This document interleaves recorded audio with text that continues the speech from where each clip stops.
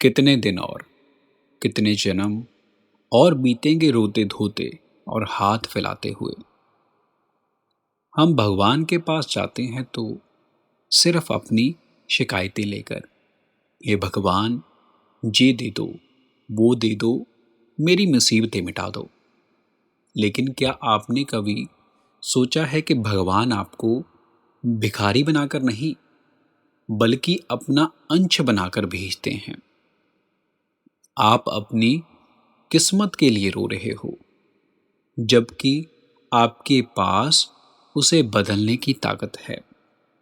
आज का सत्संग आपको चुपचाप बिठाकर रुलाने के लिए नहीं है, बल्कि आपको झकझोर कर उठाने के लिए है। अगर आप तैयार हैं अपनी सोई हुई ताकत को पहचानने के लिए, तो ही आगे सुने। बहुत हो गया ये कहना कि किस्मत में जो लिखा है वही होगा, और जो लिखा है उसे लिखने की कलम भी तो खुदा ने आपके हाथ में दी है। हम कहते हैं भगवान की मर्जी के बिना पत्ता नहीं हिलता। ये सच है, लेकिन वो मर्जी भी तभी काम करती है जब हम अपना कर्म शुरू करते हैं। जंगल में शेर को भी अपना शिकार खुद कर कर खाना पड़ता है। भगवान आकर उसके मुंह में मांस नहीं डालते। तो आप क्यों हाथ पर हाथ धरे बैठे हो? दुख आता है तो वह आपको कमजोर करने के लिए नहीं, आपको तपाकर कुंदन बनाने के लिए आता है, सोना बनाने के लिए आता है। अपनी मुश्किलों से सीख लें, अपनी मुश्किलों को सजा मत समझें, उन्हें सीढ़ी बनाइए। वेदों ने कहा है तत्त्वमसि, यानी तुम वही हो जिसे तुम ढूंढ रहे हो।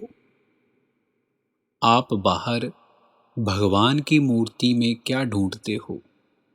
आपके अंतर वही शक्ति है जो ब्रह्मांड को चला रही है। फर्क सिर्फ इतना है कि आप डर के पर्दे में छिपे हुए हो।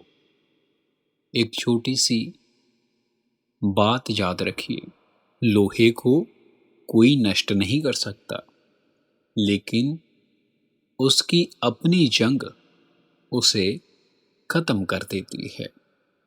वैसे ही इंसान को कोई और नहीं हरा सकता, उसका अपना डर और आलस उसे हरा देती है। जब आप डर से बाहर आते हो, तब आप खुद पर यकीन करते हो, तभी आप सच्चे अर्थ में भगवान की पूजा करते हो। पूजा का मतलब सिर्फ घंटी बजाना नहीं है। पूजा का मतलब है अपने अंतर छिपे उस महामानव को जगाना।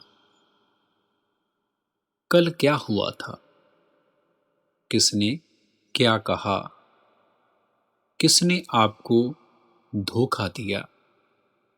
इन बातों को कचरे के डिब्बे में डाल दीजिए। जो हो गया सो हो गया। आज का नया सूरज आपको एक नया मौका दे रहा है।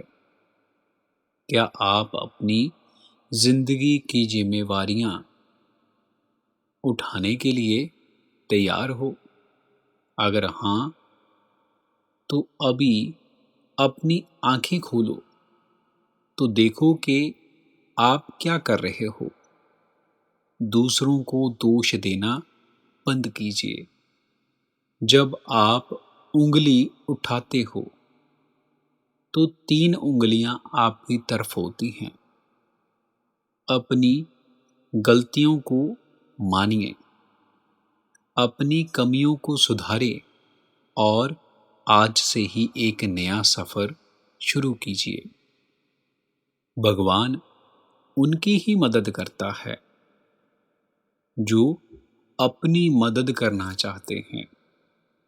अगले 24 घंटों में आप एक ऐसा कार्य कीजिए जिससे आपको खुद पर गर्व हो। जे आज का आपका कर्म है। अगर ये बातें आपके अंतर चिंगारी जगा पाएं तो डरिए मत। उस चिंगारी को आग बनाइए। इस वीडियो को उन दोस्तों के साथ शेयर कीजिए जो अभी भी हार मानकर बैठे हैं। उन्हें बताइए कि वह अकेले नहीं हैं, वह शक्तिशाली हैं। कमेंट में एक संकल्प दीजिए, मैं जाग गया हूँ और मैं कर सकता हूँ। सब्सक्राइब करें अगर आप अपनी ज़िंदगी को एक नया मोड़ देना चाहते हैं। याद रखिए, आपकी सफलता ही ईश्वर की सच्ची प्रार्थना है। उठिए, अपना भाग्य खुद लिखिए।